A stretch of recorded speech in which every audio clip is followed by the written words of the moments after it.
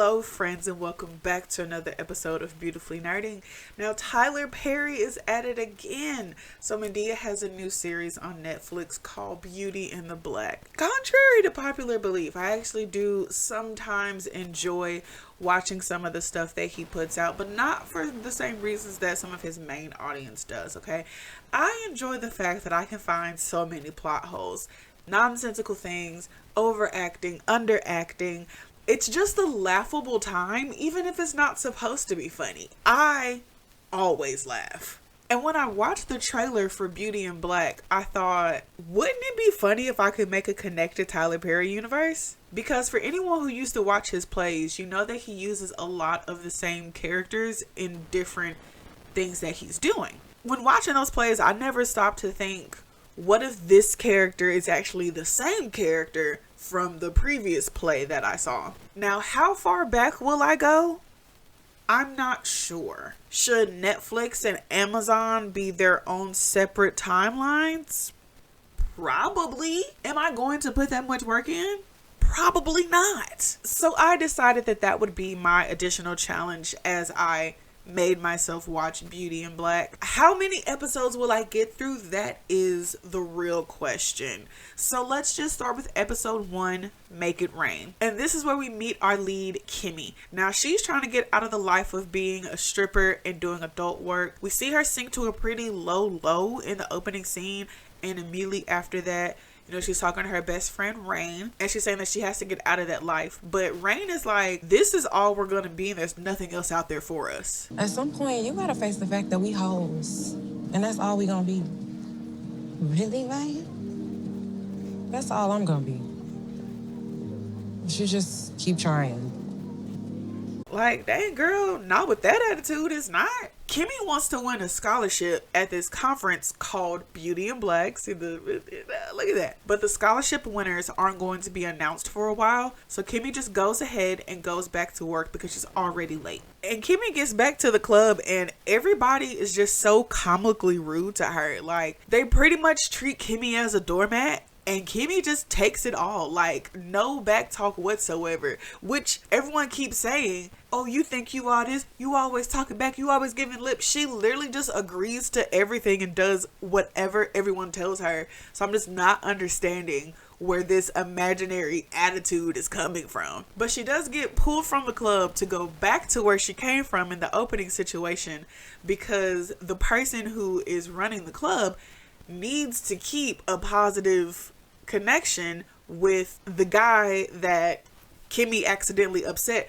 No names were said early on, so it was very hard to piece this together. Jules needs to keep a good relationship with Roy because essentially Roy has a lot of money and Jules does not want to lose that. And so with Kimmy going back, we get some forced exposition of how Kimmy and Rain even got into the life of stripping and adult work. Is because they actually got arrested for trying to bring drugs through the airport. It's a very bad idea. Don't know why y'all did that. But you know, who knows what they were trying to do before. You sorry. Because you were a dumbass street whore that got caught drug running at the airport. Out of all places, the airport. I mean, how dumb can a nigga be? You better be glad, and I'm talking about damn glad, that Jules got this side business. Because all I gotta do, say the word, and your ass be back in jail. Jules is able to get the case dropped, but essentially they're under the thumbs of Jules because if they don't do what he says, then I don't know, I guess the case won't be dropped again. They'll be, I don't know. None of it makes sense. Again, another plot hole, so I was just like, let's just go with it. On the other side of town, though, Rain is about to get her BBL. She's hoping that she can make as much money as the other girl, Body, who got a BBL, who's making all this money now. Rain is hoping that if she gets hers, she can pay off her debts and get out of this life. Rain has been very nervous about this because rightfully so. Like, there have been a lot of bad things that have happened to people who have gotten these like back alley surgeries from people who don't know what they're doing, who are not using proper products and instruments and tools and whatnot. So she's very nervous about it. Body assures her that everything's going to be fine. And the surgeon finally gets there and is starting to set things up. Of course, she has a terrible attitude because no one can be likable in a Tyler Perry production. And we see that she has 3 cans of insulating foam. Is that what y'all been? People have been injecting insulating foam into the... Okay. Now, Body has been making Rain drink to try to calm her nerves. And even Rain is smart enough to ask, like, is this okay to mix with the pain medicines? Because she knows it's not. And we know it's not. Everybody knows it's not. But Body is just like, stop being so nervous. She'll be fine. You'll be fine. The whole thing just seems real sketch. So I'm just like, yeah, it's not going to be long for our girl Rain. It was nice meeting you. But back with Kimmy, I guess they have gotten to a stopping point in doing what they are doing. So Roy gets up and goes to the bathroom. And Kimmy, hoping to stir up some trouble, tells the phone to call his wife so that she could hear that Roy is cheating on her. Because silly Kimmy, she thinks that this is a new thing. She doesn't know Roy's real name. She doesn't know who he is. She doesn't know anything about him. And of course, we as the audience learn that the wife is Mallory, who was just giving away scholarships, and Kimmy was all looking up to her and like, wow, that's such a great life. You know, the grass always seems so much greener. But no one in a Tyler Perry production can be a likable person. We of course see that Mallory is actually a terrible person, because as she was leaving the convention center, she was able to be served papers by Lena, who is a lawyer who is suing her because their hair products are actually giving people cancer. But when I saw that, I was like, do lawyers actually serve their own papers? Like, I thought there was a completely different person that did that. And I looked it up, and yeah, like, that's not how that's supposed to work at all. But we see Mallory's true character, because on stage, she was just like super sweet and lovable and humble. But as soon as she got in the car away from the crowds, she was just a trash person. And she was so upset that she was able to be served papers. She kicked out her driver, who was also her security guard, and her assistant, left them on the side of the road, and started driving home, which is when she gets the phone call from Kimmy, which distracts her enough because it's now dark and raining, and Mallory winds up hitting a jogger on the side of the road. My biggest question is, why was someone jogging at night in the rain and in all black? Like, I'm not trying to blame the victim, but like, I feel like there are safety measures that you are taught to take when you go running. Wearing all black is definitely a big no-no, but like, why are you running in the rain? But Mallory does have a conscience for a second, and she gets out. She hears that the woman is still alive. She kind of thinks over some things for a second, winds up getting back in the car and drives away. And I'm just like, so what will the repercussions of this be? But Kimmy gets back to the motel, and Rain is unconscious on the bed, and in a way that you can tell it's not sleeping.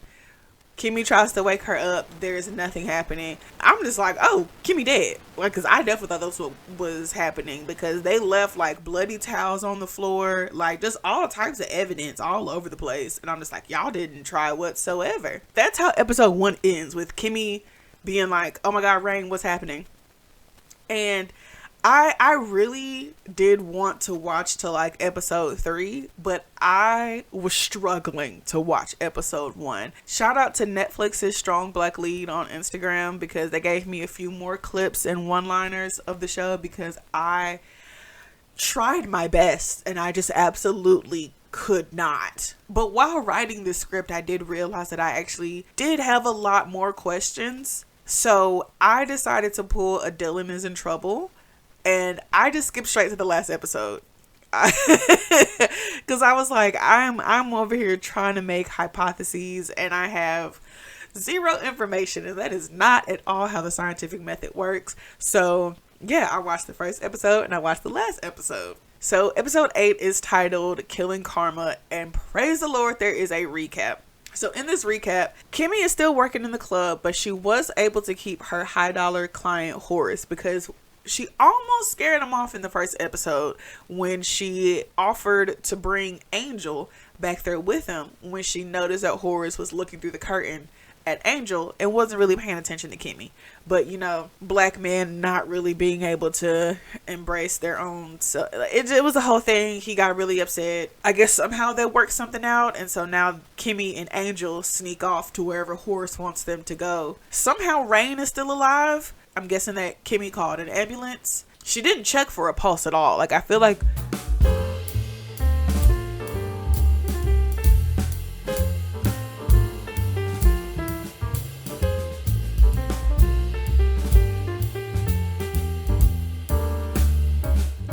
skip over to Mallory. I'm guessing she decided not to actually fire Calvin from episode 1 because now they're messing around. Who knows how long that's been going on. Mallory doesn't seem that into it outside of Calvin being a warm body, but Calvin is in love, okay? Nose is wide open, and this is only going to end badly for him. Over with Roy. Homie is completely off the hinges, okay? He tricks his driver and leaves him at the liquor store so that he can go and talk with Lena to try to get him to drop the case. So at first, he tries to get her to sleep with him. And when that doesn't work, he's like, well, let me put a cherry on top. I'll give you a job as well. I mean, if you got out of your little holier-than-thou shell, you would know that I was trying to offer you a job. Come work with us. Run our legal department, because I know one thing, they weak as shit. Weak. And I've been watching you closely. You really think I can be bought? But then Mallory comes in, sends a text message, clears out the entire restaurant. So I'm just like, did y'all hire everybody? Like, how was she able to, like, what if somebody was there on like a long day and they had been there for like 3 hours? Like, how was she just able to clear out the entire room with a text message? Like, I like, no. But everyone leaves. Mallory's like, I got the goons outside. Either you can leave of your own accord, or I can tell them to come in and make you leave. So Roy is like, I'm gonna go outside, but it's not because you told me to. So when he's gone, Mallory turns to Lena and is like, I would like to offer you a job. You know, Lena stands firm in her, she cannot be bought. And as Mallory and Roy are driving back, they see an accident on their private access road, and the people aren't really saying anything, but Mallory recognizes Bumblebee as her brother-in-law, so Roy's brother, as his car. So she calls Horace and tells him to come down to the access road. Back over with Angel and Kimmy, they're driving around trying to figure out the next move when Rain calls and is like, hey, come visit. And Angel doesn't fully trust anything right now. He's like, I don't think a hospital is a good place for us to go. We're going to be sitting ducks.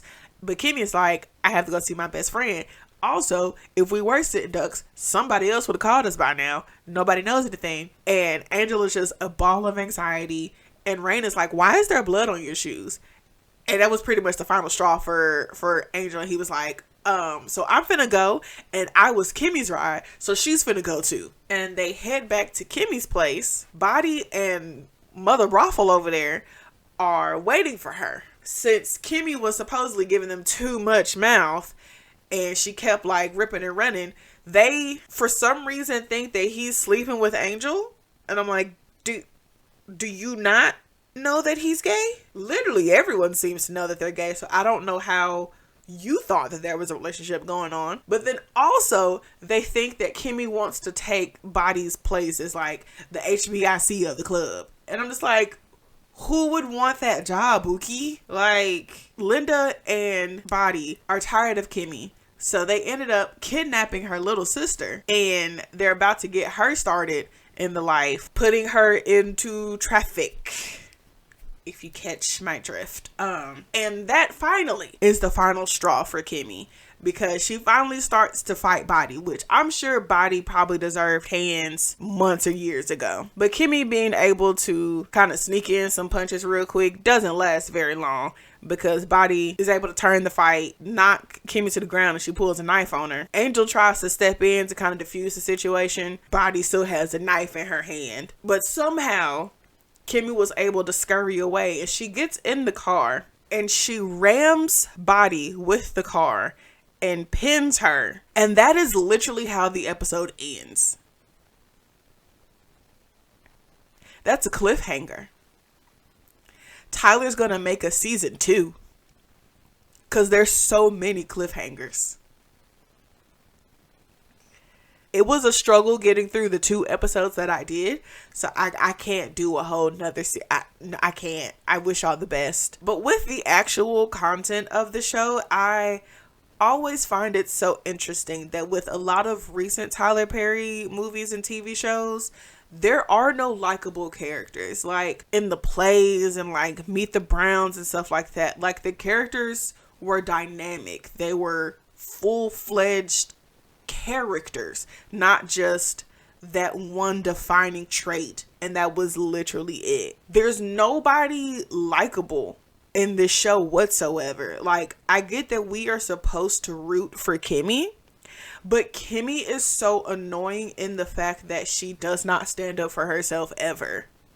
That, like, why would I root for you when you don't even root for yourself? And, like, the bad guys are just evil for the sake of being evil. Like, Jules slams Kimmy's head into the dashboard in episode 1. We couldn't have escalated to that point. That's just like, no, you need to know how bad of a person he is, so we're gonna go to the extreme immediately. And it's like, it doesn't take that much. Like, every antagonist that we come across in episode 1 are so outrageously evil and terrible, and no one has any growth by episode 8. Like, everyone is just literally whatever their defining characteristic is, that's all that they are. I just feel like after all of this time, like, wouldn't you want your villain to be multifaceted? Like, I feel like that makes for a much better story. Like, Thanos wasn't cool because he was evil and was out here killing half the universe.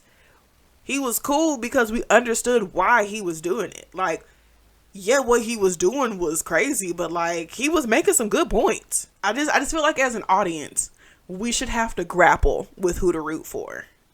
And I don't think I'm asking for too much. But back to my secondary challenge of the Tyler Perry Extended Universe, or TPEU for short. I'm still workshopping it. If you all have some other names for this universe, I'm very open to them. From Divorce in the Black, we have Rona, who is Kimmy in this show, and the Trailer Park Mama, whose name is Delinda, but in Beauty in Black, her name is Linda.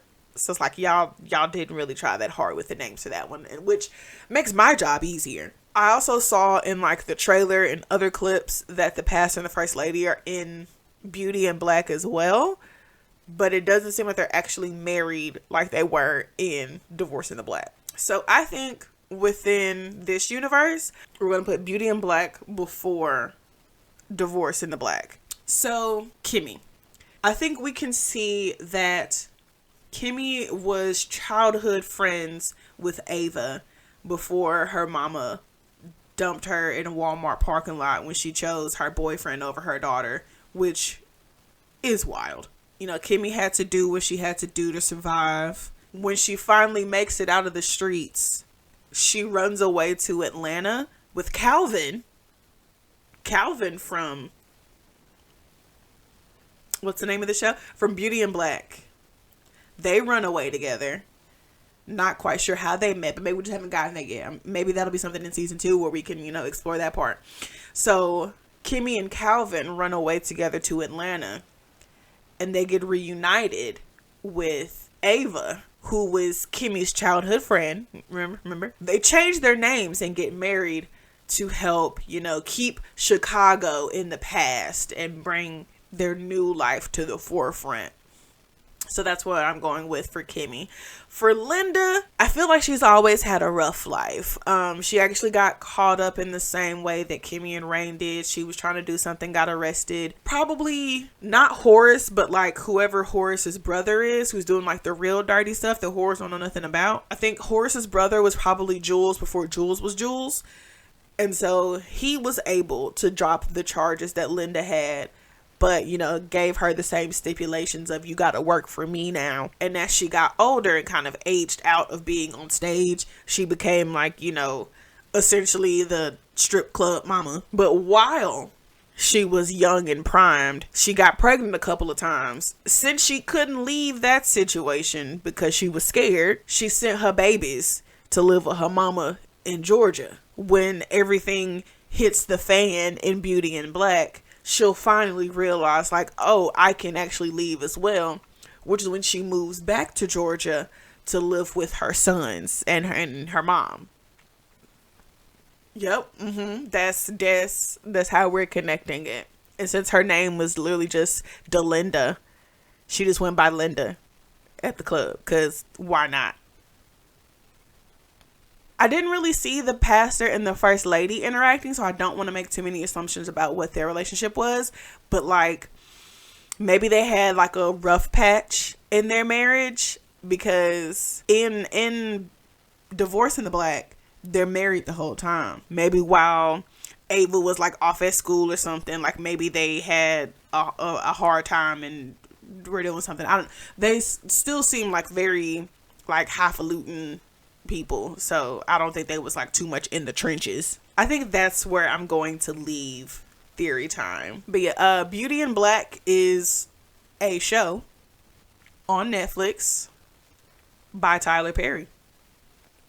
Those are accurate statements. If you all have any theories that you would like to add to mine, please feel free to leave a comment down below. I would love to see how far as a community we can get with this. So hopefully I don't have to subject myself to all of this outside of like, why did I get married?